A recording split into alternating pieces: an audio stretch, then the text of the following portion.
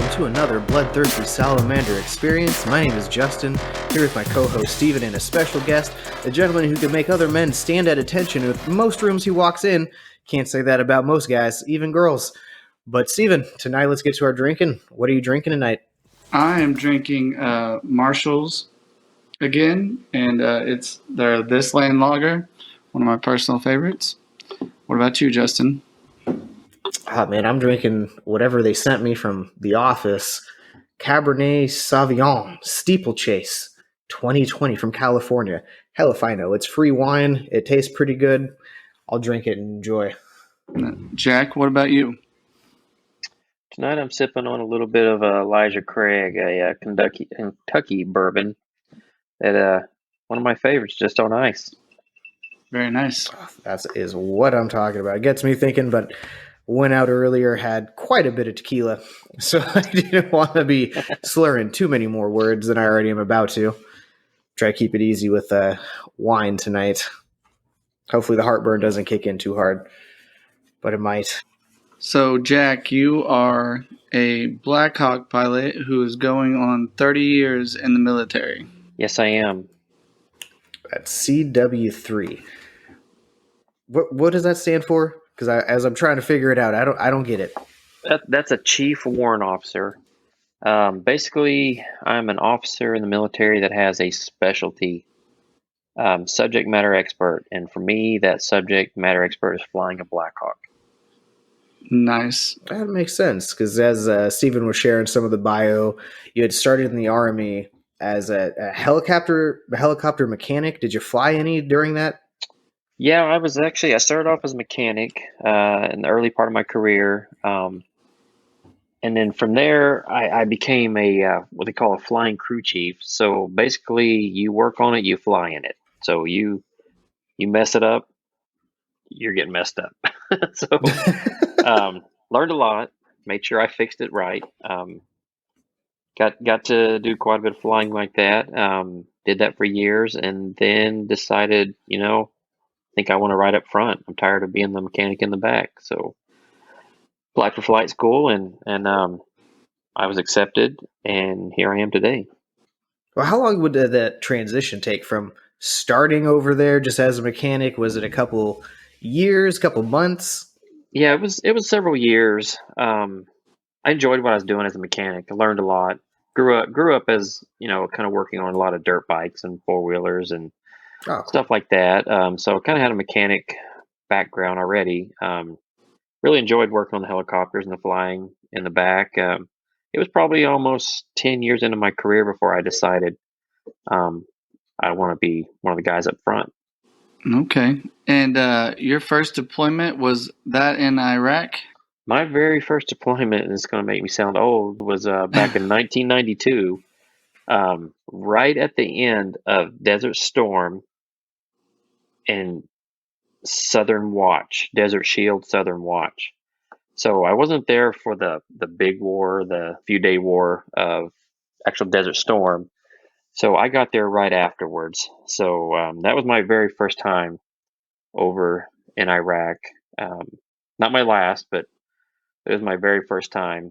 And that was while you were a mechanic, right? Yeah, I was still a mechanic at that time. Yeah, it was quite the culture shock. I mean, Oklahoma boy, never really left Oklahoma, went to boot camp, went to my school, and next thing you know, I'm over in Iraq. Well, what made you join? At the time, I really wasn't interested in going to college right away. That's really about the biggest drive. And really, so the GI Bill. Yeah, the GI Bill was a big motivator. Well, back then it was the Montgomery GI Bill. That, and I really wanted to kind of get out and see the world. I mean, I didn't plan on going to Iraq right away, but I wanted to see the world, get away from Oklahoma, and I did. I got to go all the way around the world and back, so it wasn't too bad. Were there like stops in between in Iraq, like Germany? Oh yeah, I've places, or was it just like I've been to a lot there? of cool places. I've been to Hong Kong. I've been to Singapore. I've been to Thailand. We flew all over the place. Hawaii. Been to Hawaii a few times. Kind of like Johnny Cash. I've been everywhere, man. Been everywhere, man. So how long were you in Iraq at the Desert Storm, essentially? We were boots on ground for 6 months then, at that point. And then it was back to California where I was stationed out in San Diego. I was active duty at that time.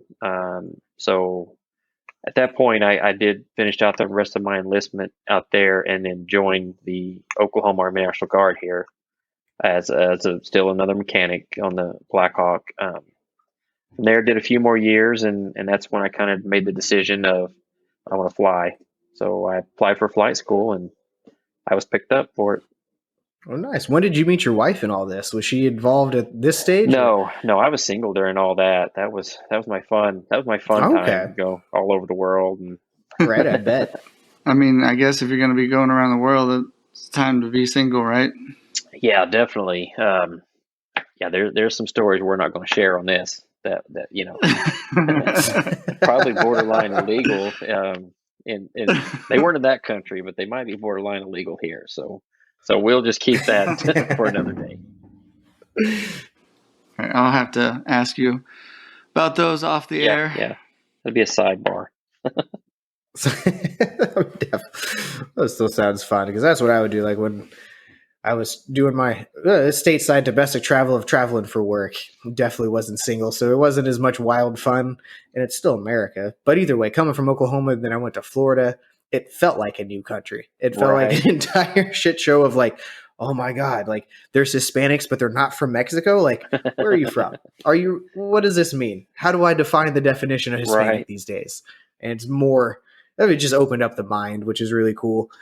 Like to be able, like for you to go to Germany, for you to go across the world. Like my brothers have been in the Army. One is more well-traveled than the other.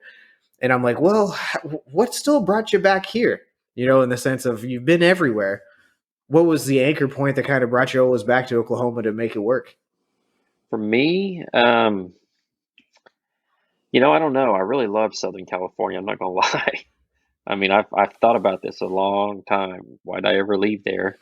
But this is where I was from.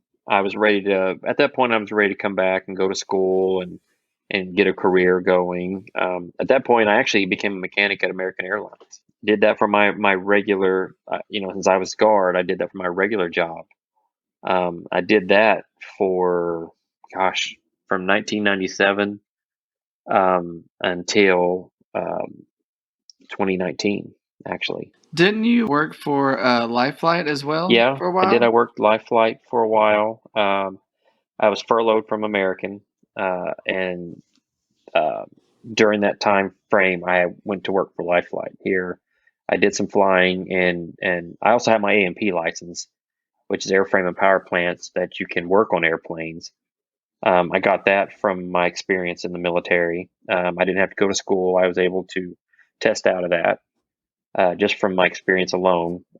So that really opened up a lot of doors for me as far as Life Flight, American Airlines, to be able to be a helicopter airplane mechanic, and then plus I could fly them as well. So I mean, that worked out really well then. Yes, it did. It worked. The little bit of furloughed time I was after 9/11, I was off at American. It just basically fell right into the job at Life Flight, which is awesome. Really good.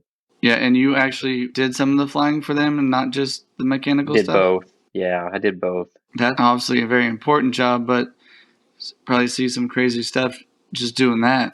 Yeah. I actually did a medevac deployment for the Army one time too. That was a little more.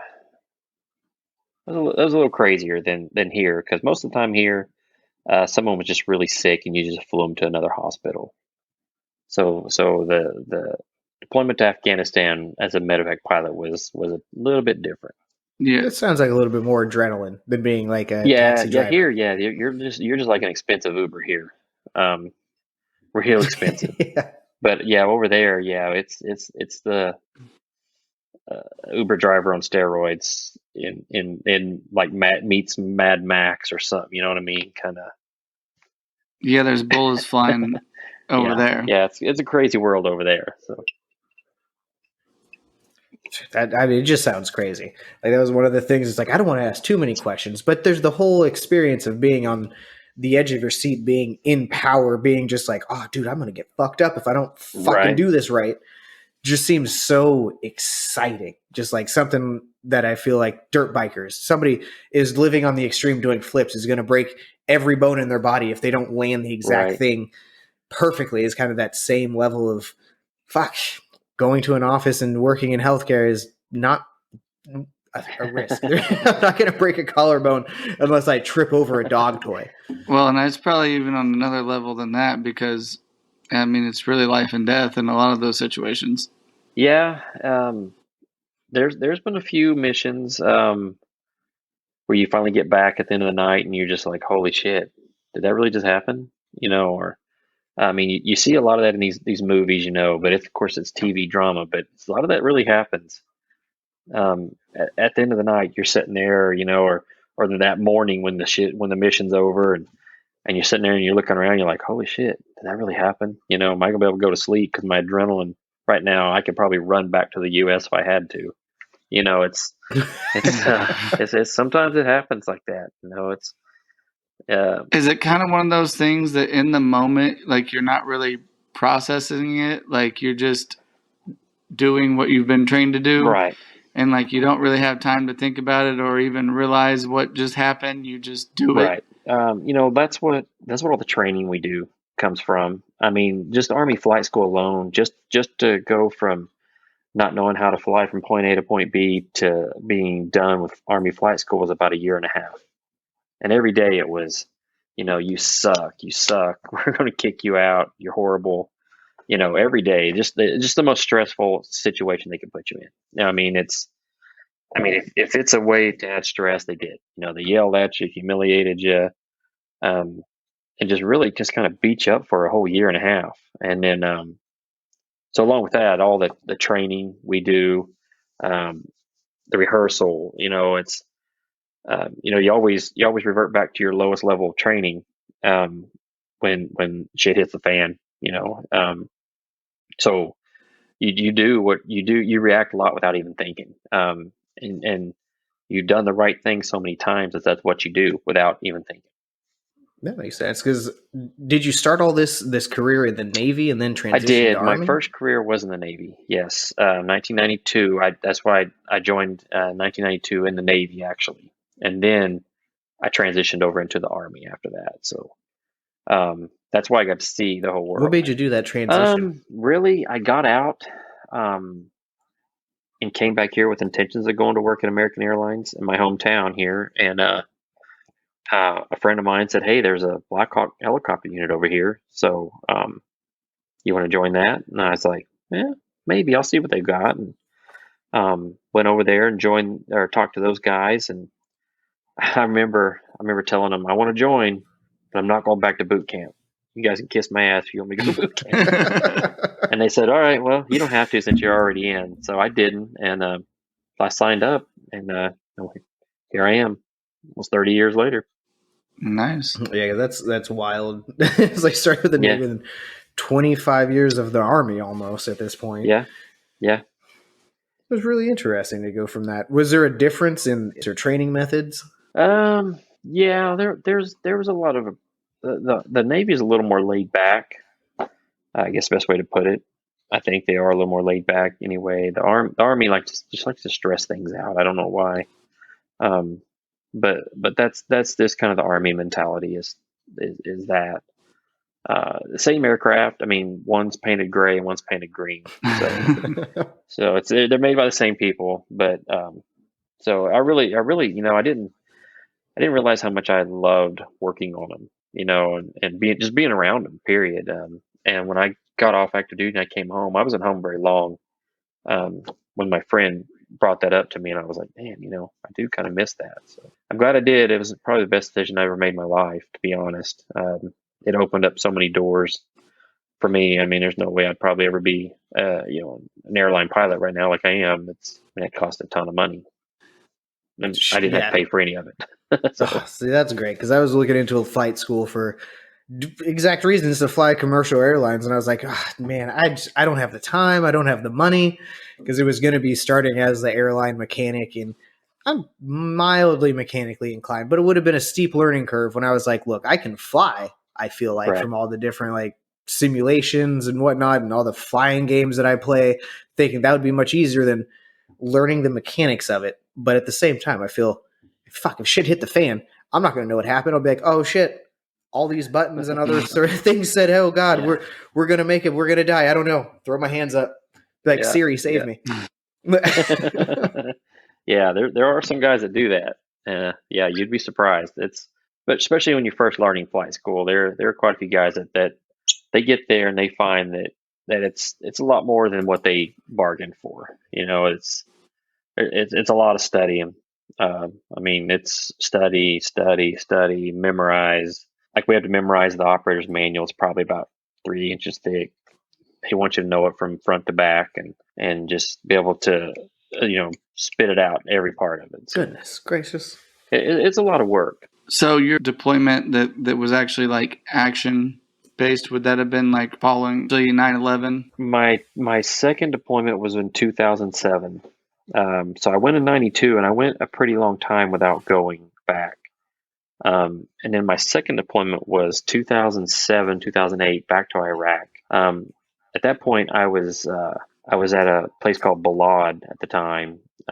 It wasn't too bad. Things were still pretty heated then, as far as action going on. So it was okay deployment. I mean, it was kind of sucked being back there, but we did a lot of flying. Flew all over the place. Didn't really do anything too special that mission or that particular deployment, but there was a lot going on. Would you say that Afghanistan was probably where you saw like more of your hairy situations? Yeah, most definitely. Yeah, I went to Afghanistan. That's when I went as the medevac pilot. Went there in 2012 and 2013. I went over and I'm the kind of person I can't sit still. So the medevac thing was new to me as far as flying for the Army. So what we do is we do like a 48 hours on and you're off for 3 days. And so you're in Iraq or Afghanistan. It's not like you can just go down, hang out at the mall or anything like that and all that. And to tell you the truth, Northeast Alabama, Afghanistan is actually pretty. I mean, it's if you're an outdoor person, it's actually really nice. If it wasn't for all the assholes that are trying to kill you, it's really cool. So I got bored and I went to the other helicopter guys that did like kind of everything, and I flew for them also on my days off. So I did that just because I was bored. That really got me out to see all of Afghanistan. Like I said, it's actually really nice. Okay, and was there no like time limit on how much you could fly, or? Yeah, they do. They set the limits on us for how much we can fly, and it's usually, I mean, that's one of the reasons they wanted me to fly for the other guys, because they were flying so much that they were actually having to go see the flight doc, because per the Army regulations, if you fly a certain number every month, you're only allowed to fly a certain number. You can have extensions from your commanders. Then after that, you have to actually go see your flight doc to make sure you're okay. You're not too fatigued, stuff like that. What kind of missions were those that you were flying in other areas? A lot of that was again like a real expensive Uber. Flying like a lot of people from base to base. Flying like mail. Somebody needed beans, bullets, or whatever they needed. We took a lot of that from base to base. Just a lot of stuff like that. What are you doing medevac? Is it, in my head, safety? I got the Red Cross on me. I'm just bringing people in. But was the reality of it like you were just still getting shot at every time, or was it like safety? We're getting our injured and wounded and whatnot out of there. Right. No, the Afghans or the Taliban and all those guys, they don't understand really what the Red Cross is. We understand that it's the medical, all that stuff. I think they just use it as crosshairs to aim at. Assholes. But yeah, really, I mean, we're not even supposed to have anything more than personal weapons on us. Not like the other helicopters that can have crew serve weapons, the bigger ones. But but we're not even really supposed to be armed. But yet, they just, I guess, are more of just a target of opportunity for them. They just see the cross and that's what they're aiming at. So that's just shitty. And they probably realize that helicopter is not going to shoot back, essentially. Well, most of the time we usually had an escort with us that did. So okay. So usually they would, and by the way, they can't shoot worth a shit. I mean, they're horrible. Yeah, that's what I've heard. They do what they do what they call spray and pray. They just kind of wave their gun around and shoot everywhere and hopefully spray it and pray that they hit something. But they don't usually hit anything. But we would have weapons, or not weapons, but we'd have escorts that had weapons with us, and most of the time they would soon realize that was a very dumb idea to shoot at us. They usually take care of business for us. Is there any situation that you were in that you were pretty close to being shot down or took heavy fire? Let's see. On that medevac deployment we did have, I guess I can talk about this. We were going to pick up, this is weird, crazy. We're going to pick up a guy that was bit by a dog. There's no odd joke. I'm not. Yeah, you can't make this up, right? So this guy was bit by a dog, and we go to pick him up, and he's in an area where we can't land. So we were hoisting our medic down, and this is a U.S. soldier. Yeah, it was a U.S. soldier. They were on a mission, and they were in an area, like a pretty confined area, and I don't know if it was just a rabid dog or what, but he got bit, and so they called to come get him, and so we were lowering our medic down, and at the time we hear one of our escorts saying, "Get out of there," and later on he showed us his footage, and an RPG went probably within about 15, 20 feet of our medic that we were lowering down and hit like on a mountainside right behind us. And you guys never saw it? Well, we saw the bright light, but we didn't know what it was, because we were facing the other way, and it was 2 or 3 in the morning. We just saw the bright light and we're looking that way. And by that time we heard our escort saying, "Get out of there," and pretty sure he took care of business once we left. But yeah, we've had a few of those. I've had a few of the things like that lobbed in front of us, just flying through a valley. A lot of times you don't see it till it's already gone by, or you don't know you've been shot until you land, and you start looking at the aircraft doing your post-flight stuff, and you're like, "Hey, there's a little pinhole right there. What happened?" Do you hear it, or is it everything so loud you just don't even notice?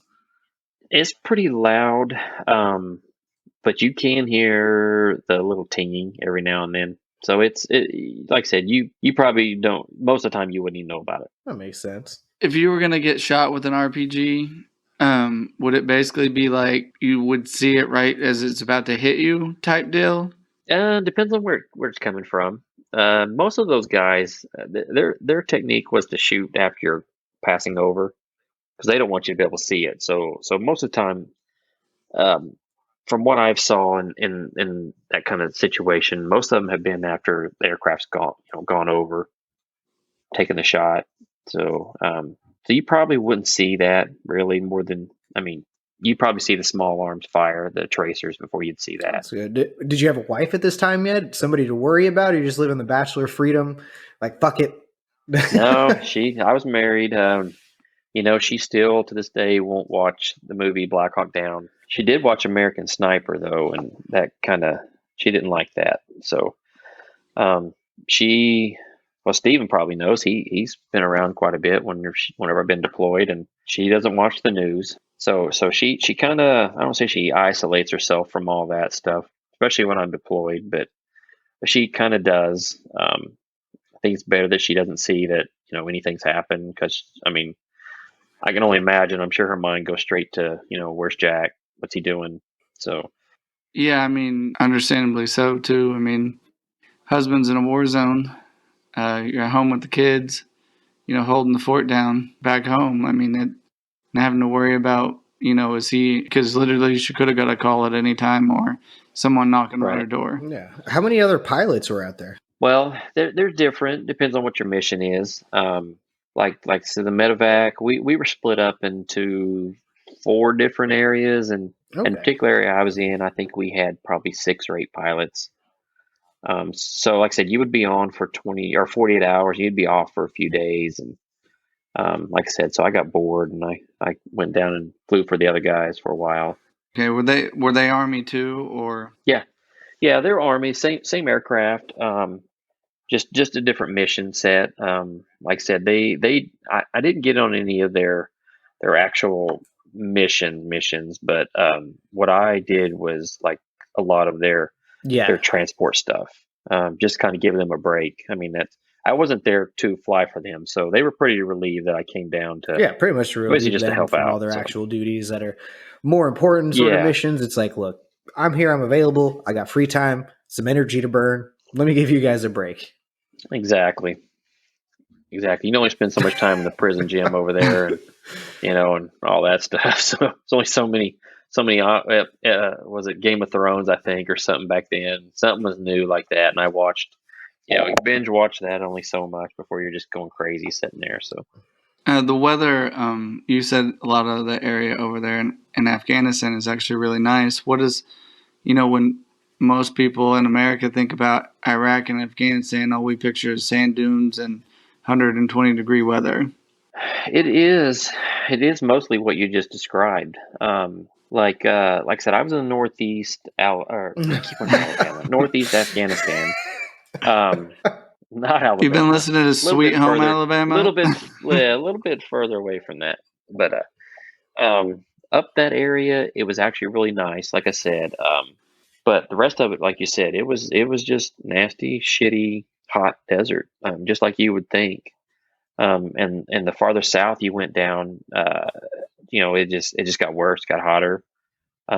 Iraq, we go in and out of Kuwait, and holy shit, that has got to be hell on earth there. It's that hot. I mean, it is. I mean, I've seen 117, 120 degrees. That's not heat index. That's the actual. Do you think that's why they're so angry and hate us so much? Oh, I'd be mad. I'd be pissed off too if I lived in that. Like, your climate sucks. Fuck everybody else with fucking seasons. Yeah. They're watching TV, seeing everyone else not sweating, going, "Oh, I hate you." Our bad. Yeah. One of the things I appreciate about military people is,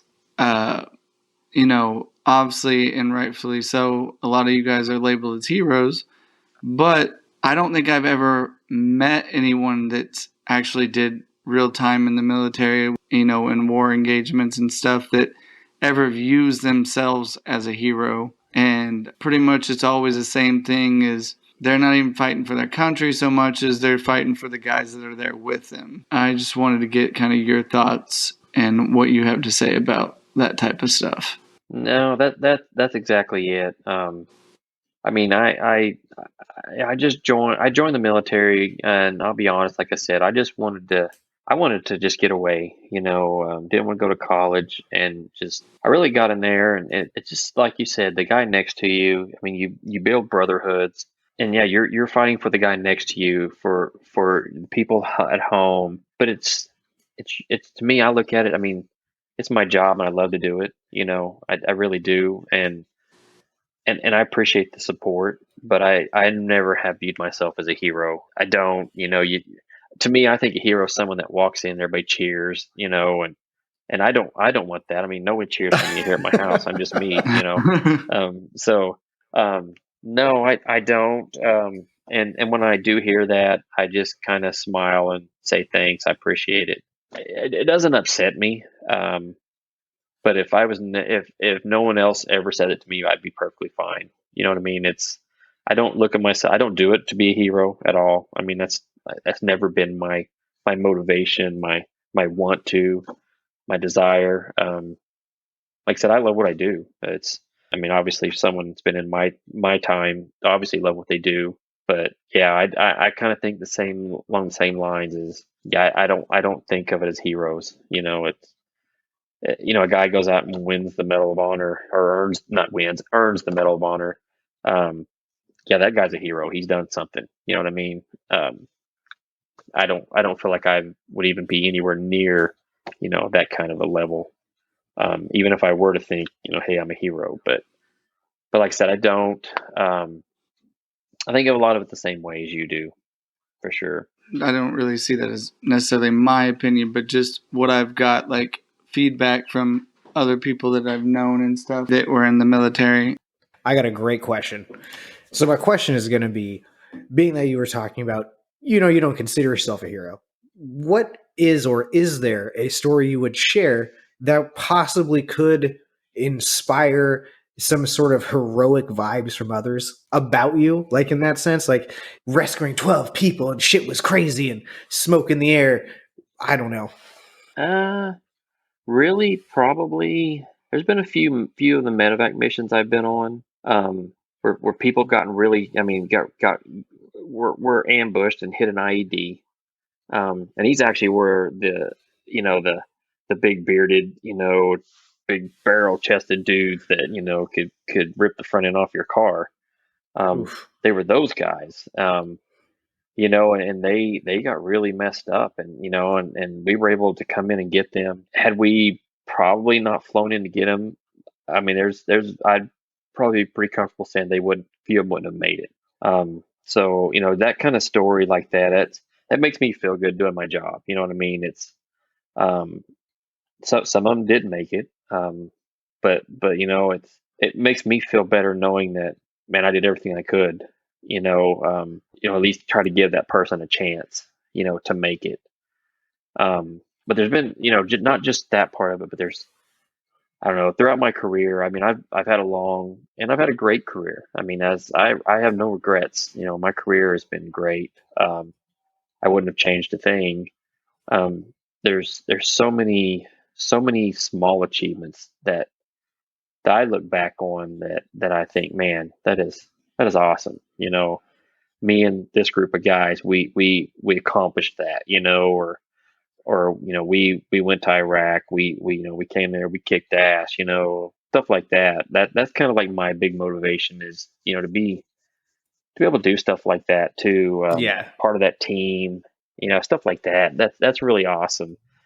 So that's kind of like I said, that's one of my big drivers. And as you talk about that team, after you transition out of the full active, have you been able to find that energy, that teamwork that I feel like there's, for me, it's just as a collegiate athlete, as I'm in my adult life, I'm like, fuck, there's nothing there. And the biggest thing I can relate to is the team, fucking winning something that isn't even a trophy. It's more of probably a good second half, like something basic like that. Right. No, well, I mean, that's pretty close. I mean, I grew up, I played soccer all my career growing up, football and stuff like that. And a lot of it's that same way. It really is. It's, that team, to be able to look over at that guy next to you and, he's sweating, he's hurting.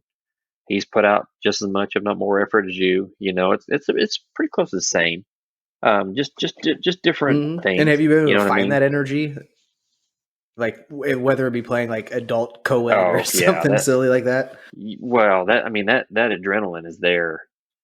I mean, just when we go to the range. I mean, we go to the range a few times a year. Go there and just shoot. Stuff like that. I mean, that's just kind of fun stuff. We just got back from a deployment at the end of 2018, so that was kind of. I kind of hope that was my last one, but. You kind of, especially after you get back from that, you really miss that team, because you get back home and you're not running at that that fast pace like you've been doing for the last year. You find yourself at home and you're like, wow, it's quiet and I have nothing going on, and I don't have to worry about some asshole shooting at us or my next mission. I'm actually just here hanging out. Nothing to do. So it's almost kind of like adrenaline junkies, kind of. I would look at a lot of that kind of adrenaline junkies that we always just have to get our fix somehow. So I think it might be why I stayed so long. That makes sense. My brother is the same. He's only a year and a few months out of active. And his transition is just trying to find that purpose. He's trying to stay focused on his goals of going to school. I believe now he's going to join the U.S. Marshals and do the next step to keep active, keep focused, keep going. But he's like, there's a gap that he's missing. I feel like it's just that team camaraderie of having somebody else to do it with, somebody else on the same goal. And it's interesting to watch him transition. Yeah, it definitely is. And you miss that. I mean, it's, it's a lot of intensity. I mean, it's like you miss that brotherhood. It's and hopefully your brother finds something to fill that void, because I mean it definitely will be one, for him for a while anyway. And Justin's talking about the transitioning and stuff. His brother's got that gap and he's searching. And there's really a lot of guys that do come out of the military and really struggle to, adapt back to civilian life. Do you think with, being kind of in and out as far as because you're National Guard, so you were working the job here and then training from here, and then deploying and kind of living both lives at the same time. Do you think that will make it easier for you? And you think that has made it easier for you as far as transitioning out? It definitely has made it easier for me, because I mean I think I would had I think I'd had a hard time for sure seeing the helicopters flying around, knowing that that's what I could have been doing still. So now I don't get that feeling now when I see one, because I know I'm probably gonna go fly it tomorrow, or I'll go fly it later on tonight. Like I did today. I mean, I spent all day up there today doing some office paperwork stuff, but no, I still get that opportunity, and being around the end of my career, I've kind of thought, I could walk away with no problem, but I don't know. I think I might. I'm sure I probably would have a problem, to be honest. I'm sure I'd probably start getting giddy again, just seeing a helicopter flying over, missing that action for sure. I mean, it's so fun. I go fly at night and just terrorize everyone I know. If I know where you live, I'm going to fly to your house at 10:30 at night. And I'm going to be totally blacked out with night vision goggles, and I'm going to see you, but you're not going to see me. That's my fun, That's the adrenaline rush right there. If you do it over my place, I'm probably naked in a robe with a drink in my hand. You wouldn't be the first. Staring back. To see like that. Yeah, I see Justin stumbling out his door, looking up into the sky. Yeah. Probably looking in the wrong area. I'm saying robe loosely. You'd be surprised what I can see with night vision goggles. I can see just like it was daylight, so keep that in mind if you hear a helicopter flying around at night. Man, I'm not doing anything really that illegal. that illegal. So it's just like, if you want to look, here it is. Hopefully you can zoom in. No. Gonna need that extra 30 plus zoom. Yeah. So you are still flying a different type of aircraft as well, and commercial airlines. I imagine you don't get nearly the adrenaline rush out of flying those versus flying your Blackhawk. Right. No, it's I always tell everybody that's my boring job. I mean, yeah, it really is pretty boring, to be honest. I think the most excitement I get is maybe when the passengers get into a fight or something. That's kind of the most excitement I see. To be honest, it's been the mask thing lately. There's always the hero that wants everyone to wear the mask, and the guy that doesn't want to, and yeah, it's usually good one between those two. But yeah, it's actually pretty boring. Without getting myself in too much trouble. I mean, like I have Bluetooth headphones, so I listen to music. Autopilot's flying. I would call it Awesome Pilot because he does pretty well. But so I engage Awesome Pilot, and then usually I'm listening to music. To be honest, up there reading a book. Yeah. I have Wi-Fi, so I can I can update my Facebook or text or whatever at 40,000 feet. It's important. Have you ever done any of the trick flying in a helicopter? Stunt flying? Actually, you've told me about this before, where you have to touch your blades to the ground. Do what? Touch my blades to the ground? Like the blades on top, like your helicopter blades, like where you got to tilt it down, like the nose of your. Oh well, I mean, I've done. Well, you're not supposed to purposely do all this stuff. In fact, the manual says that you cannot exceed these limits on purpose. But I thought they make you. Like I thought you had said that they made you do that, like in some of your training. No, I never touched the blades to the ground, but I've hovered next to a hill, before, where the blades were almost hitting the ground or stuff like that. But no, yeah, we don't touch them to the ground. But no, we do a lot of stuff that gets, as far as the trick flying. Like I said, we never really intentionally exceed any of the limits, but I'm not going to say it doesn't happen.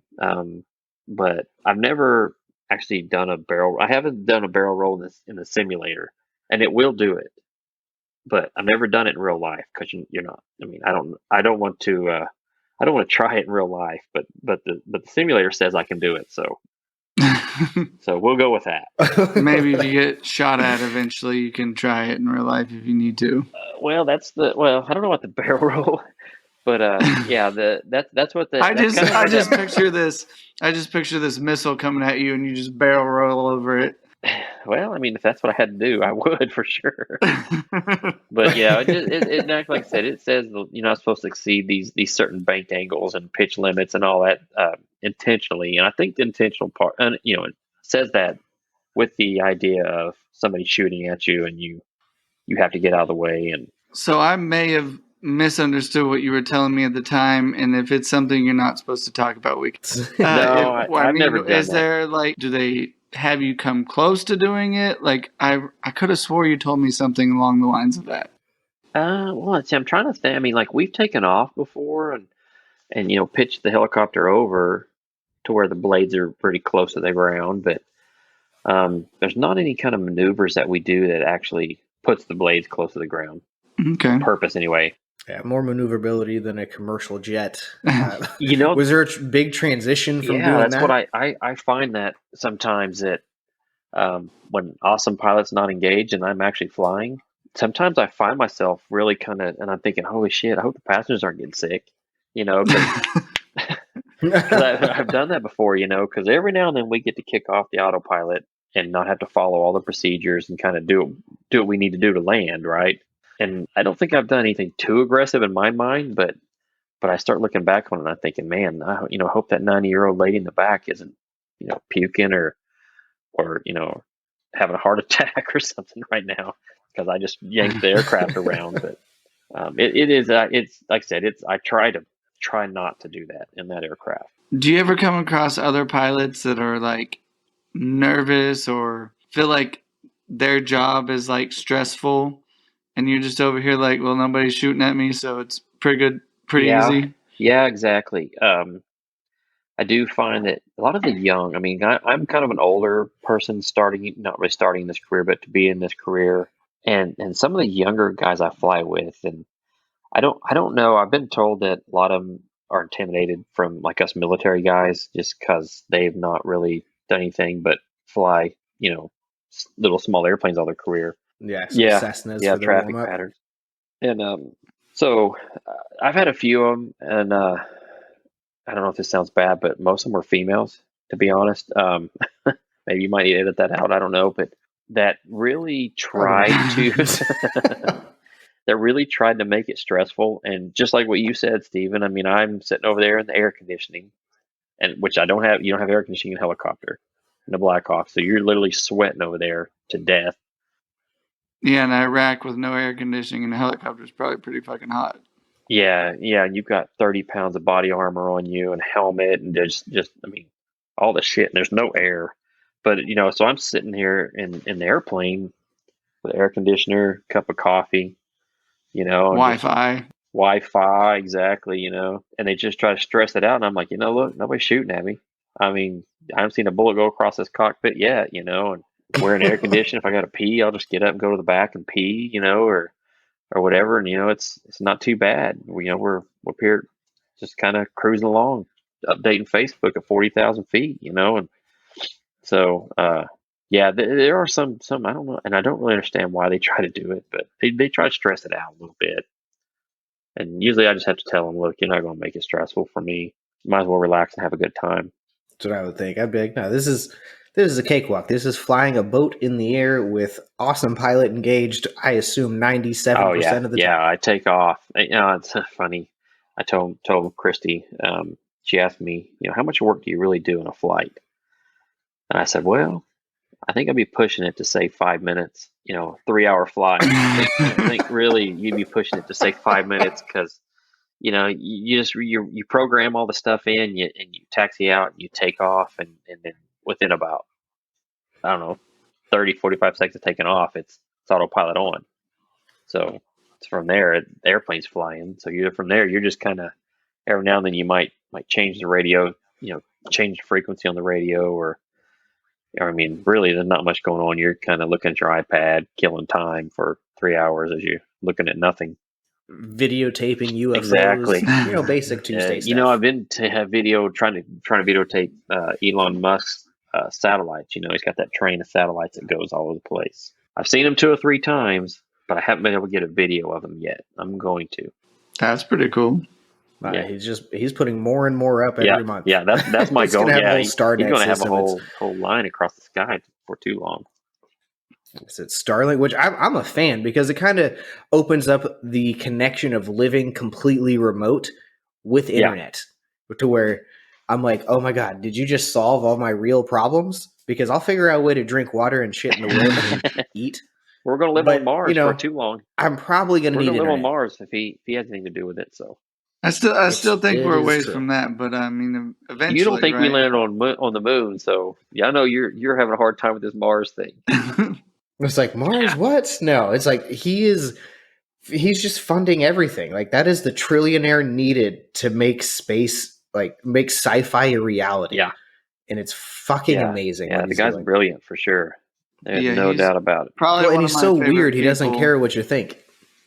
Like, as far as the famous people go, like, he cracks me up. He's always, busting on politicians and different stuff and calling them out on their BS. And right. It's awesome. Did you hear what he said, to Bernie? Like, Bernie had called him out for not paying taxes. He's like, well, I didn't know you were still alive. It's like, oh, damn.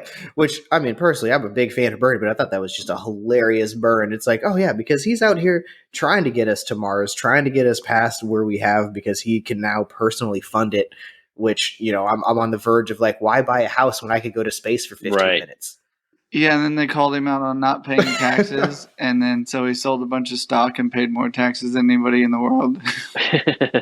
Yeah, that's a dude of something else. He's got money. He is something else, which is a trailblazer, and I enjoy it. Really enjoy. I enjoy the idea of privatized space travel because it has less red tape, and it's just in the end, boom. I'm going to fund it. I didn't even know Jeff Bezos was going to space. It just happened in his penis-shaped rocket went up to space. Well, it'd be really cool if I'd like to see one day if they get it to where you or I could go. You know what I mean? Right now you got the guys commercial flights, essentially. Yeah. Now you got the guys, whether they call it the 4 comma guys, 5 comma guys, that just got more money that they know what to do with. So hopefully, let's go to space. Yeah, hopefully it becomes feasible or able one day for say the common guy to be able to do it. That'd be awesome. I mean, like I said, I've gone up to about 40,000 feet. That's still a long ways to go to get anywhere near that level, but yeah, that'd be awesome though, for sure. What did you use to get to 40,000? The jet I fly. I fly the Embraer 175. So it's got a 41,000 foot ceiling. So I've gotten up to 40 in it so far. I think it's pretty nice. So Did you say embryo 175? Because that's far past the 5-week abortion date. Embraer. It's Brazilian. Yeah. Oh. Embraer 175. Is it a Brazilian aircraft or is it just a Brazilian name? Yes. It's actually this one. Embraer and Airbus designed it, from what I understand. So it's got a lot of really cool shit. So Googling it now, I'm like, okay. I was thinking perhaps you have a privatized personal jet that you fly, or who knows, 4 of them that are secret. Yeah, I can't tell you if I did. I mean, they're secret. I mean, that's true, right? I might be hovering outside your house later on tonight. Whatever. I'm not doing anything that wild, so whatever. View me, whatever. Enjoy. You'll be bored. I probably wouldn't take you that long to fly there. Maybe an hour, something like that. Just Dallas. Oh, you're in Dallas. Okay. Well, that's where I work out of. So. Yeah, an hour away. Like, do you have to have a different like license or experience to drive bigger ones or faster ones, or how does that work? It's you have different levels of license. You start off as a private where you can just fly your own little airplane. If you want to fly somewhere and go have lunch, go to these fly-ins or stuff like that. Up to a commercial where you can you can start actually doing it for money, and then for an airline.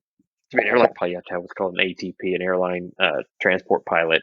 That's the highest pilot's license you can get. It does require a certain amount of hours, training, check rides. So it requires like annual check rides, annual training. It's a continuing education. Once you get to that level, it's you're constantly training. Intrigue. I'm over here just reading a Wikipedia of the plane you fly. What? Because every time I get on a plane, the first thing I do is like, what is the safety card of what it is? All right, let me figure out some cruising speed, altitude, general shenanigans. Because I'm that nerd on a plane. I'm just like, who's like, why are you reading where it's at? Or where the like escape stuff is. It's like, well, it's not that. I'm just more curious of if this model that I'm looking at in paper is going to be accurate to my Wikipedia, and if these 175A is the same as a 195, whatever it is. I'm very curious what I'm on. Yeah, it's not bad knowing what you're on for sure. I mean, you definitely like to know something about it, right? Yeah, I just don't want to take it like a bus passenger and be like, well, it got me from point A to point B. I was like, well, how fucking fast do we have to go to like take off? What's our cruising altitude typically? Like, how long has this been? Is it related to the 747 MAX? Will we blow up in the middle of the sky? Details I'm curious about. Right. Yeah, I'm just like, it's point A to point B. Like, I'm going to sit down like, here. What do you have to serve for drinks up there? That's exactly. all Steven's worried about. And that's a very legit What's thing. What's the movie on? Do we have Free Guy? That's a very legit thing. You want to know what the drinks are. If they're not a good selection, can you get me on a different flight? Right now, they're only serving in first class. That's the bad thing. Oh, wow. Yeah, they only serve the alcoholic drinks in the first class. The peasants, only the gin pop. I call it the gin pop. Now, the gin pop. Gin pop. The peasants can't have any alcohol.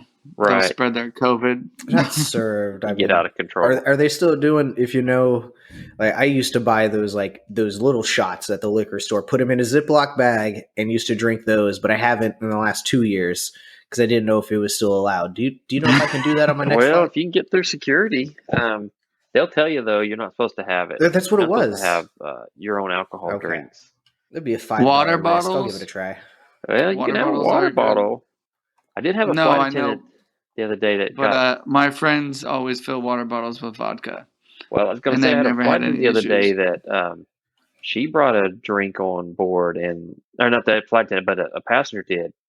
And the flight attendant asked her, hey, what are you drinking? And she said it's like tea, or she told her it was tea, and it was beer, and it was like carbonated. And she's like, your tea is like bubbling. What kind of tea is that? And kind of find out, like I said, it was beer, and did you guys kick her off? No, they didn't kick her off because, I mean, that's the thing is she could have put her on the no-fly list. For bringing beer? Yeah, that's a violation. I mean, you get caught. It's real easy to get on the no-fly list. It really is. I mean, if you find the right flight attendant that doesn't like how your mask sits like right here on your nose, she can put you on that no-fly list. That's crazy. Or kicking 2-year-olds I mean, I get it. Planes because they won't wear their mask. Right. Seems insane. Yeah. Yep. Mm-hmm. Like flying into Texas, a lot of the flight attendants are a lot more strict than I've ever thought reasonable.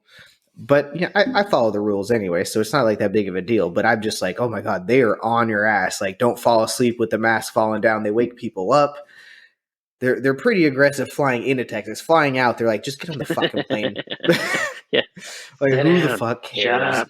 Everybody flying in, like, I think they have their shields up to be like, oh man, we're about to encounter some fucked up shit people coming into Texas. Well, what's crazy is like airplanes are about one of the safest places you could be as far as an indoor space is concerned because their HEPA filters remove like 99.7% of all airborne pathogens. Right. So, and they're constantly recycling like every 5 minutes. Yeah. So, I mean, not really that more of a safer place to be than on an airplane. Right. Yeah.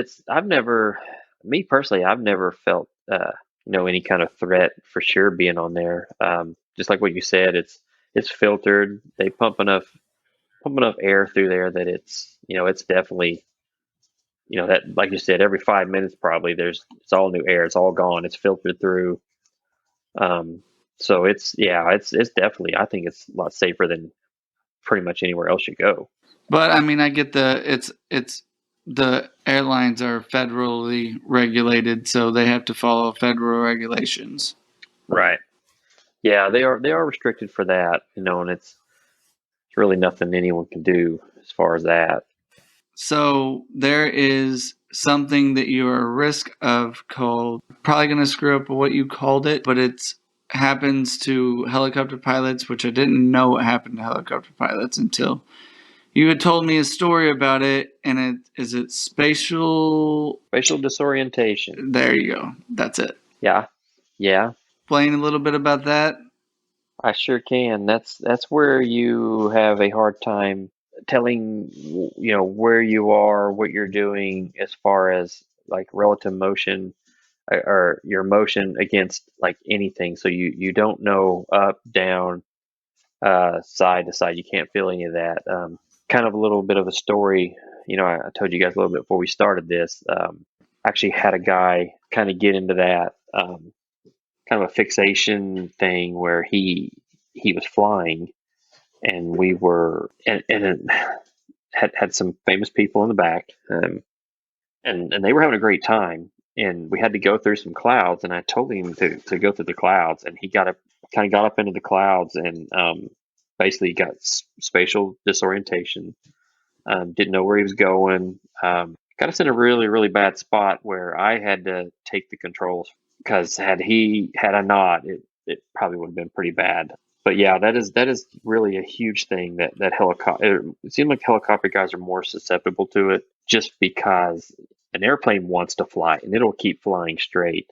A helicopter will stop and go to the side, to the back, it either way. And when you start getting into that spatial disorientation, like I said, you don't know, you can't tell, you don't have like the visual cues that help you see that you're going backwards, or you might just be so lost in it that you can't even see it, even if you do have it's a very bad thing as far as helicopter pilots. So you can literally be flying backwards and not be aware that you're flying backwards? Yeah, you can get into all that stuff without getting too level 10 nerd on you. You got there's several things. There's graveyard spins. There's where you can be flying in a turn, and if you hold it there in for a long period, your body will equalize to say that is straight up and down. And so when you straighten your aircraft up, your body says, no, we're in a turn. So you go right back into it. So, I mean, like I said, there's a lot of, that's part of that year and a half of Army flight school that they, feed you the water hose or fire hose full of information that you have to learn, just to kind of keep you out of situations like that guy had got us into. Wasn't that he did anything wrong. It's just, it just happens to where, people just kind of get in it and don't realize it's going on. And usually just happens to one of the pilots. Very rarely does it happen to both at the same time. Are you easily able to overcome it, or how do you get out of it? Most of the time, the other guy's going to notice it before you do, and he's going to say, "Hey, are you okay?" This particular instance, I was talking to the guy, and I just finally kind of real slowly came on the controls and said, "Ryan, let me help you out." And he still didn't acknowledge. He was still just kind of lost, and finally I said, "Ryan, let go of the controls. I have the controls." And he did, and you can see him kind of, you see the oh shit look on his face, like what's going on. So yeah, it's spatial D is a very huge thing for the helicopter world. Oh, massively. Like, as I was over here Googling it, it reminds me of, I've had a lot of concussions, so I just kind of shake my head and I get so fucked up, like literally just want to lay down, fall over. it's a little bit sad in a sense of like, oh my God, it's true. Like all those concussions finally have added up, and they're like, oh, it's just soccer. I was like, it doesn't matter. I go in head first, like I'm fucking invincible. Turns out, mid-30s, I definitely invincible. Well, the Kobe Bryant thing, that was Spatial D. Yeah, he had no idea where he was going. Is it totally based on when you lose your land view of the land and stuff, like when you can't see, or can it happen even when you can see like land structures? It's going to happen more when you're in cloud, like that particular. I'm not trying to be the Sunday armchair quarterback for sure, but from what I read and heard about that particular incident, that it was the coastal fog out there that comes in. He got into it. In a situation like that, you're going to want to trust your instruments. Your instruments don't lie. Like I said, I haven't read the whole report. I don't think it's even out yet, but something like that, yeah, you could. I mean, he was in the clouds, but yeah, in that situation, especially he was single pilot. He didn't have another pilot in there with him. He didn't have someone in there to go, hey, dude, you're slowing down. You're all right. You've stopped your airspeed. You're going backwards. And so it's something like that. You have to be able to recognize it to start with, and that's the hard part, is recognize that you're doing it. That's wild to think about. Like, he's probably getting paid well, and he doesn't have a co-pilot. Like, he's just out here flying it himself. Seems like money not well spent. Yeah, and from what I understand, he was instrument rated, but the aircraft wasn't. Without going into a whole bunch of junk, but he has all the instruments in there that he needs to be able to recognize that and to be able to fly out of it. So yeah, and obviously with as much fog, because from what I'd read, I mean, they probably should have grounded them to begin with, right? And then couldn't see anything around him, essentially. Right. I occasionally fly out in that area, out in California. Actually, occasionally I go quite a bit, actually, in the jet. Yeah, I was like, wait, I think in the airplane, it's so much easier because you're already going so fast forward, and you just climb straight up through it, and you're going to get through it eventually. Like I said, with a helicopter, the pilots tend to get scared if you get in that situation, so you kind of pull everything into you, which causes your aircraft to pitch the nose up. And that's where you lose all the airspeed, and you start flying backwards before you know it. And then that's a bad situation for sure. Yeah, that's very interesting, and something I definitely wasn't aware of that really happens to helicopter pilots until you would have told me that before. Yeah, it's a big deal. You mentioned that sometimes flying your Blackhawk, you're a very expensive Uber. Is there any big names that you've carried around that you could throw out there?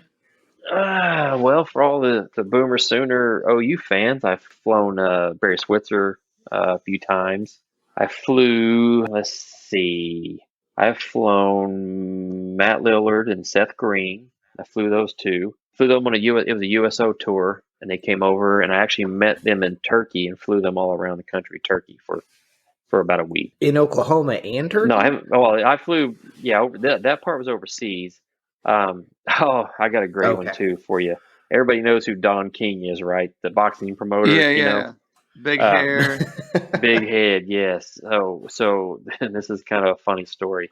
2007, Don King's coming over to Iraq as a tour. So we get the biggest helmet that we have, like an extra large. And they actually cut the top out of the helmet so his hair would stick out. No. No kidding, they did. They cut the top out. And when we went to go pick him up at the airport, his head was so big it wouldn't fit in the helmet at all. I mean, that dude has one massive head. We're just all sitting there going, what? We've got, like I think I wear a large or medium. I can't remember, but this was like a 3X. Like the biggest helmet they make, and it was like he couldn't get over part of his head, and we'd had cut the whole top out of it already for him, so it's kind of funny. But we've flown a lot of I get to fly a lot of the Dallas Cowboy cheerleaders. I've flown a lot of those, stuff like that. They come overseas quite a bit. Does it get like wild, like Girls Gone Wild, but on a helicopter? This last deployment, or this last airplane? deployment, no, not on the aircraft. That would be crazy. That'd be fun. It's not like you could see it anyways, right? Oh, I could see it. I'd let the other guy fly, and that way I could see what's going on.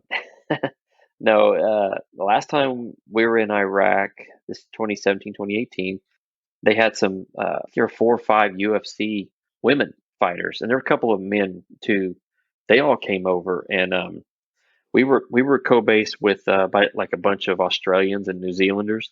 Somebody was showing me pictures where they were posting where they were like getting tattoos from the New Zealanders and partying, and I mean they just had a big giant party going. I'm like, damn, I wish I'd have known about that one. That'd be fun. You know? And he came back with a new tattoo. Awesome Pilot has it from here. Yeah, go check out the tattoos and get in line and see what's going on. Now I've got to fly a lot of people. Now on the airline side, of course, I fly. I get to fly quite a few people there as well. Just a lot of passengers. I saw John Daly not too long ago, the golfer, and he looked like he's on like day probably 8 of about a 10-day drunk. Stumbling around the airport. It's just a lot of, you can see a lot of cool stuff like that. Especially cool. the Dallas and Chicago airport. So you see a lot of cool, famous people like that. But it is pretty fun. It's pretty cool. So what was Seth Green like? Like in the movies and stuff, he's this sarcastic guy, funny, and is that him in real life? Yeah, kind of the same. I mean that's just the way he is. Yeah, he was constantly talking, doing that, and Matt Lillard kept dropping the F-bomb. It was funny because they had a chaplain with them that went everywhere with him, and probably every third, fourth word out of his mouth was an F-bomb, and you could just see that every time he'd say it, the chaplain would just kind of put his head down and. But he was fun though, man. They were having a great time. I mean, those guys they do that. They go for those tours, and they don't make any money doing it. The USO pays for their room, their house, and their boarding. But they just go around meeting people and stuff. It's pretty cool. I mean, you see both those guys were in the movie up a creek. Or Without a Paddle. Or Without a Paddle. That's what it is. Yeah, Without a Paddle. They're funny guys. They just crack me up. They're always doing something funny. Yeah, true. I was like, Matthew Lillard. Then I Googled it. It was like, I know this guy in everything. I could only imagine those two together. Oh, that seems like, did you get any time off of the helicopter with them? Yeah, we hung out with them a little bit. Got to hang out with them a little bit. And there's one somebody I got a picture. I think it's on my phone. I'm showing them like a picture, and somebody was taking a picture of us, and they both leaned in and like kissed me while I was, and I'm, there's this picture of them, one on one side, one on the other side kissing me, and I'm like, whoa. So yeah, it's those guys are fun though. I mean, they were just there to have a good time, and just kind of meet people and just kind of chit chat with everyone. Speaking of pictures, you've flown in New York, haven't you? I did. I got to do some really, really cool stuff. I got to go out and pick up a brand new helicopter, brand new Blackhawk, and it does have the new car smell. I know you're wondering. So yeah, I was like, what does a new helicopter smell like? It smells just like a new car. Grease and really, action. Yeah. You're just like, wow, this is cool. So we do what we call an acceptance flight. So we picked it up in New Jersey. Actually, I think it was Lakehurst, New Jersey, where the Hindenburg crashed, which was really cool.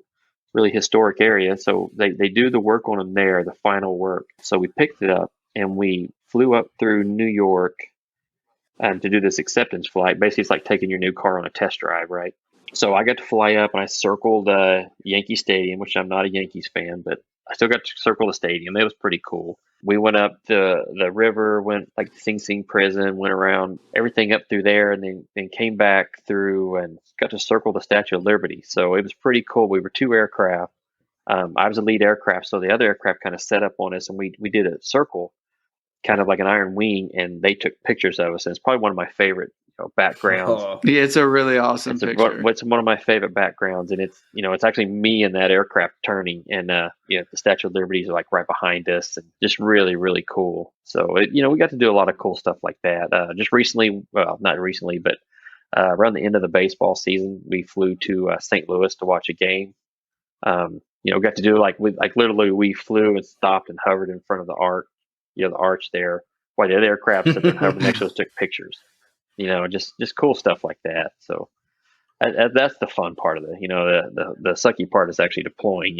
But that's the fun part of doing that. So. Yeah, the only bummer is unless I somehow get some great connections in the next few years, I'm not ever going to be able to get on one of those helicopters with you. I could possibly get you on another one, probably not a Blackhawk. Yeah. Hey, any of them I'd go up on. That'd be fun. Like up in the air, I was like, whatever. I'd like to buy my own, so that'd be my own. I don't know if I could afford a helicopter. Blackhawk or a helicopter? No, I'd like to buy me a little airplane. So that'd be. We could fly down to Dallas in a couple hours. Oh, for sure. That'd be cool.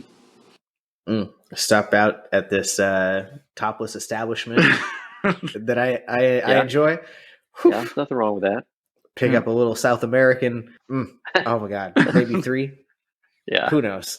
Yeah, that'd be fun. Yeah, and we mentioned your wife earlier, and you have your wife who I've known my entire life, and then you have your 4 boys, and your oldest is in the Air Force, and you actually got to swear him in, right? He's in the Navy. Yeah, he's in the Navy.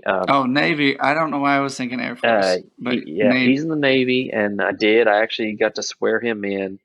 When you join the military, you go to what's called MEPS down here in Oklahoma. You go to Oklahoma City. So I did get to go down and put on my full dress uniform and got to swear him in, where also I made him do push-ups as soon as it was over because he's now in the military after I swore him in, and I outranked him. So I made him do push-ups. So welcome to the military, son. I'm no longer dad. I'm now sir. Start doing push-ups. So. But no, he's seriously, he's been in for 5 years now. He's stationed out in California. He's in aviation as well. He's been around the world a lot more than I have. He'll call me from Australia. He'll call me from Hong Kong. He'll call me from Guam. He was stationed in Japan for a long time. So, pretty excited. I'm glad he chose that path. And he's got about a year left. I hope he stays for a full 20, but we'll see. It's up to him. So, okay. Yeah, that's super cool. And you say aviation, is he flying or is he a mechanic? He's a mechanic. Right now he's doing the avionics, doing the electrical work on airplanes and stuff like that. So he's in the maintenance side of it.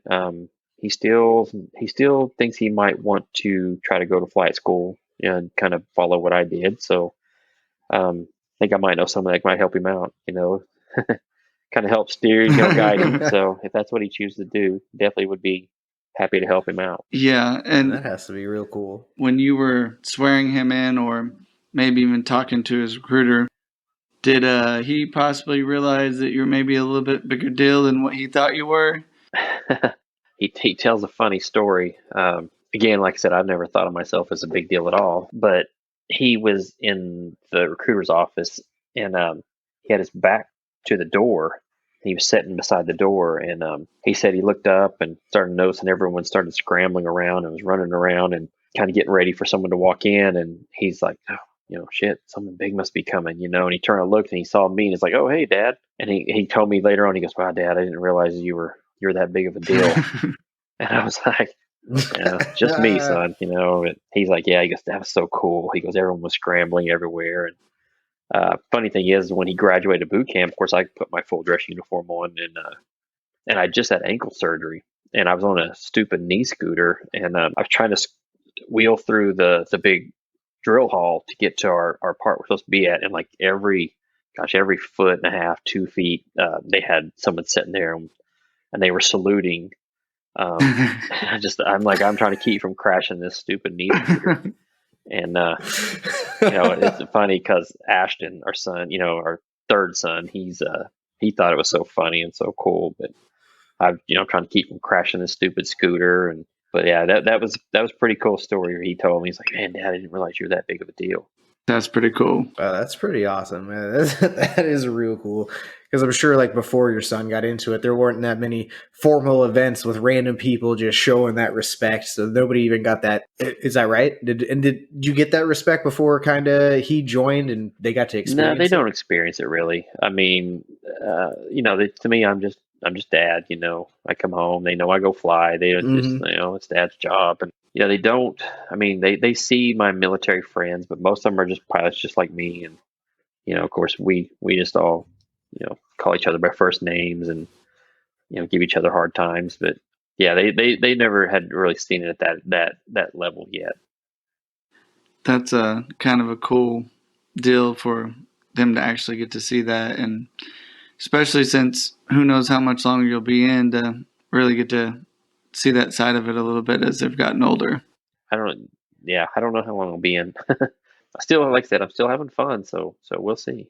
Well, we definitely appreciate all you're doing, because even if you don't view yourself as a hero, I mean, you've probably been somebody's hero, whether it was flying somebody to safety, or, I mean, definitely it takes everybody involved in all that stuff to make it work. Yeah, it does. You know, just kind of give a different shout out here. Of course, you know, Christy, like we talked about, you know, I couldn't do what I do. Not just me, none of us could do what we do without, you know, the support of our families, for sure, back home. So that's a huge part. You know, I kind of almost think that it's harder for her sometimes than it is for me.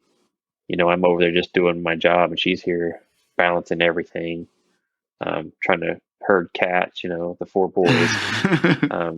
So, but yeah, it's definitely, you know, couldn't do it without, for sure, her, and you know, support for, I'm sure she's called you, Steve, for yeah, I've rocked a few babies to sleep while she was doing nails. yeah, you have. I've heard the story. I heard the stories of you taking them to go pick up chicks too. I've heard that story. Something like that. We all need a good wingman. Yeah. Noah was a cute kid. That's not my fault. Yeah.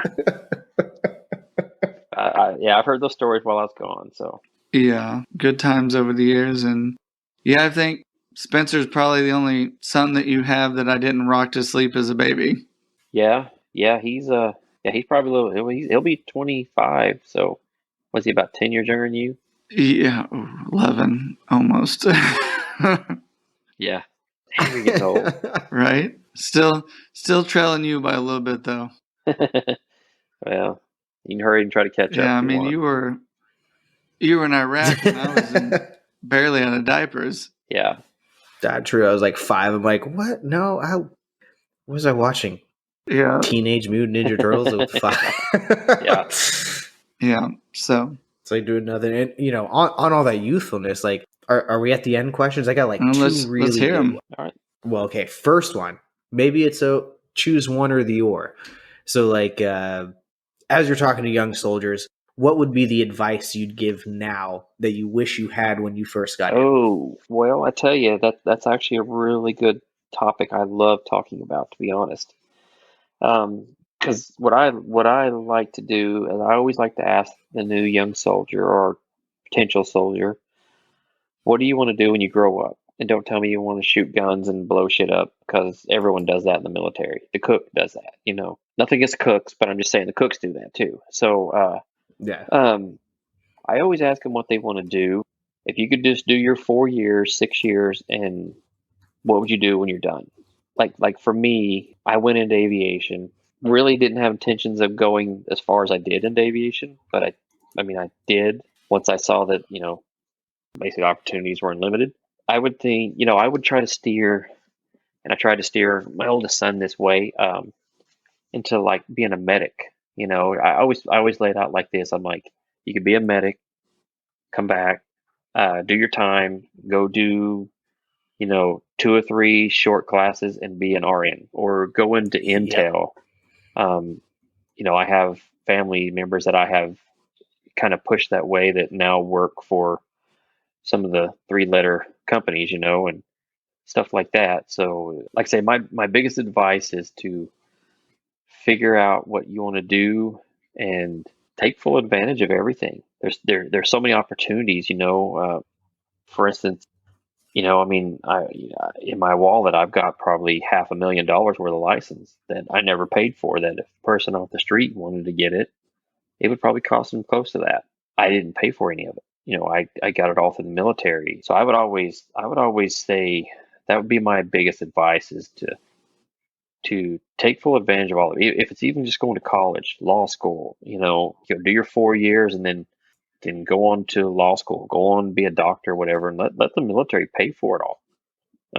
Walk away with, a full degree and not owe anything, and 4 years of experience. That's kind of the way I always kind of paint the picture. I know not everyone wants to spend a full 20 years, but get what you can out of it. There are so many benefits. Yeah, it seems like it's a extremely valuable tool, and just use it to the max is what you're getting at. Yeah.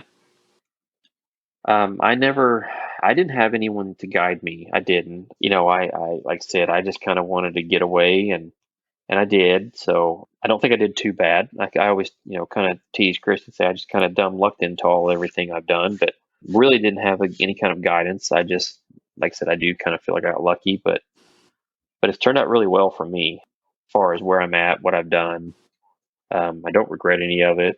I've got to see and do probably some of the coolest shit in the world, so it's like I said, I love helping the new young guys get in to the military. I like finding out what they want to do, and I don't like recruiters that much because they call themselves professional liars, and they earn that title. So as a healthcare recruiter, yeah.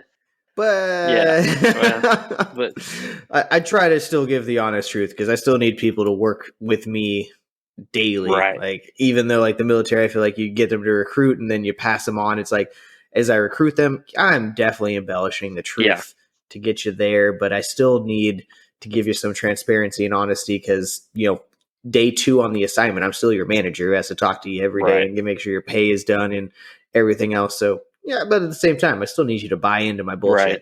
Yeah, these recruiters, once they get you to sign the dotted line, they're done. Their job is done. So you'll never see them again, and so they'll just move on to the next person. So I really like going to see recruiters. I usually don't tell them who I am right away. I let them I kind of like to see what kind of line they're going to feed, and then go from there. It's usually most of the time I usually kind of tell them later on, hey, here's really what he's going to do. I don't say, can we do this? Here's what you're going to do for him. And they're all like, look at me like, what? And I tell them who I am. They're like, oh yeah, we can do that. It definitely is an advantage to have someone there with experience and rank. When you outrank everybody in the whole place, it's easy to say, here's what's going to happen. And when they say no, I can't do it, then you say, get someone here that can. Usually get done what I usually get done what the person I'm helping wants done. No, I love doing that. I That's really awesome. do. I think it's great. Now, Steven, what is your beautiful? I can't even talk. Beautiful ending. Oh, question? I thought you had both of them. Oh shit! I got the other one because the other one is more on after you're out and everything. To where, what is the biggest surprise you've had in the last few months and why? Biggest surprise, just in life general or military? It seems to be a very open-ended question. I wrote these out like last week. So, okay. Biggest surprise I've had. Ooh, I got a job offer or an interview offer with another company. That was kind of a surprise. Like airline company? Yeah, another airline company. I'm probably going to go interview with them here in a couple weeks. I don't know when you're going to air this, but surely nobody that I fly with is going to be listening to it right away. Hopefully you don't air it right away. We're not we're not getting a ton of downloads yet, so I think you'll be safe. Okay. All right. Yeah, the 20 people listening. I got the phone call. Hey, guess what he's doing?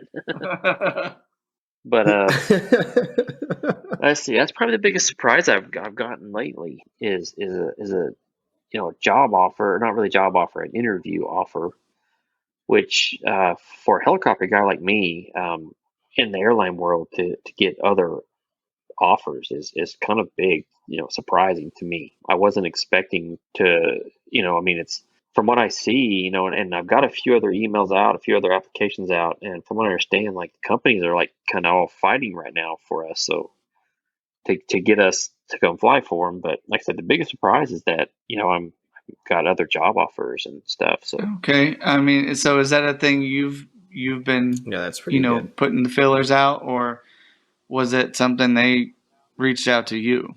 Yeah, I kind of started filling out some applications, just kind of, with the idea and the thought of I'm not competitive as far as, like someone came from the Air Force flying the big giant jets, that guy's competitive in my mind.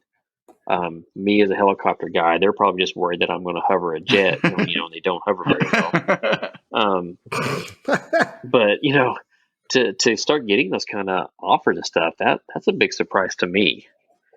Okay. So that's probably my biggest one, I have to say. Well, that is cool because like hearing you say that, it gets me thinking. In all the sports that I've played, is some of the ones who you think had the highest accolades had no interest in pursuing them.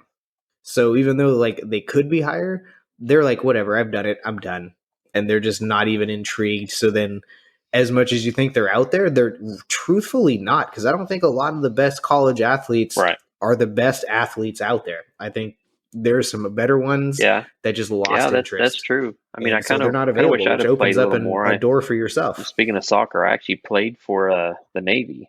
We had a team that we traveled. Every time we went somewhere, we actually go to the local clubs and play.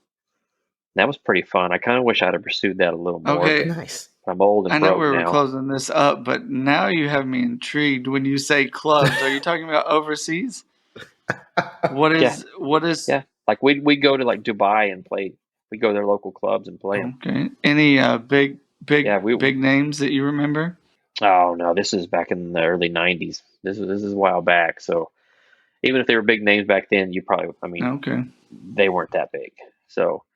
But it was fun, though. It was fun to be able to say, hey, we went to Dubai and, challenged the club there, their local semi-pro club, and played them. You know what I mean? And, that's freaking those sweet. Those guys were violent too, man. I'm not gonna lie. They played a pretty rough soccer. They did. Yeah, Justin is super jealous of you right now. It was fun.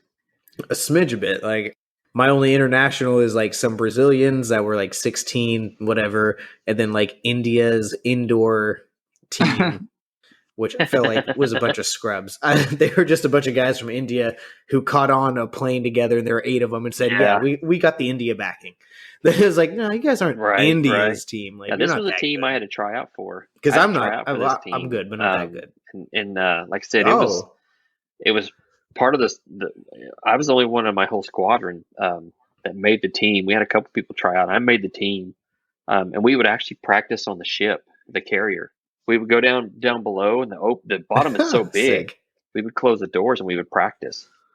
And then, because of course we do our jobs during the day, and then we'd practice in the evening. And then, then we'd send message ahead, forward that when we were pulling into like Dubai or Jabal Ali or someplace like that, Bahrain, we would send a message and set up a friendly match. It was fun. It was really cool.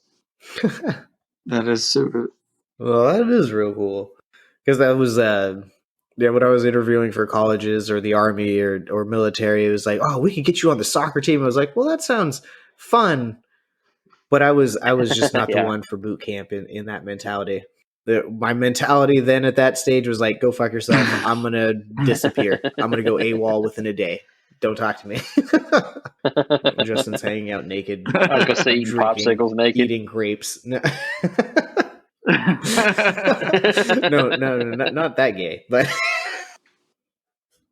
for me, with my grandpa and other family members, like, I don't know if you know, but like my grandpa was in World War II. And kind of one of the things that I was talking about where people always say that people that were in the military, they're heroes. And, people that were actually in it, they don't view themselves that way. And I've never met anyone, even some arrogant people that I went to high school with that are still arrogant to this day, that's seen combat. Like, they don't come back and talk about it in that way.